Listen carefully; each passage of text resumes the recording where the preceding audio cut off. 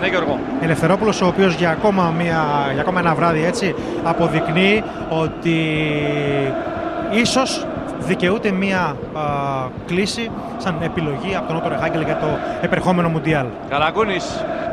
Πάσα είναι εξαιρετική για τον Χριστοδουλόπουλο. Η κίνηση του Σισέ. Η σέντρα πάει στο Βάντερσον.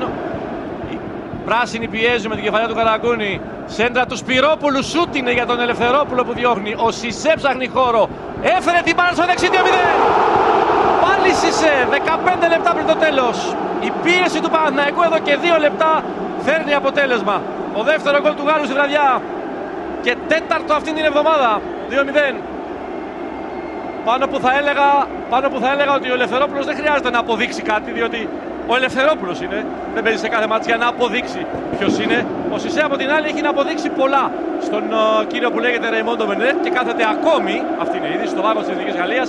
Μπορεί να φουντώνουν οι ψήφιροι για ανάληψη των τρικολόρων από τον Λοράν Μπλον, αλλά ο Ντομενέκ είναι αυτός που αγνοεί και το Σισέ, όπως και πολλούς. 2-0 ο Παναθηναϊκός. Σέντρα του Σπυρόπουλου, είναι σούτ ουσιαστικά.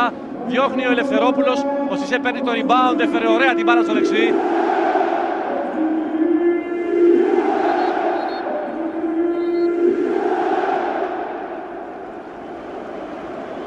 Θέλει να πάει στο Μουντιάλ ο Σισέ.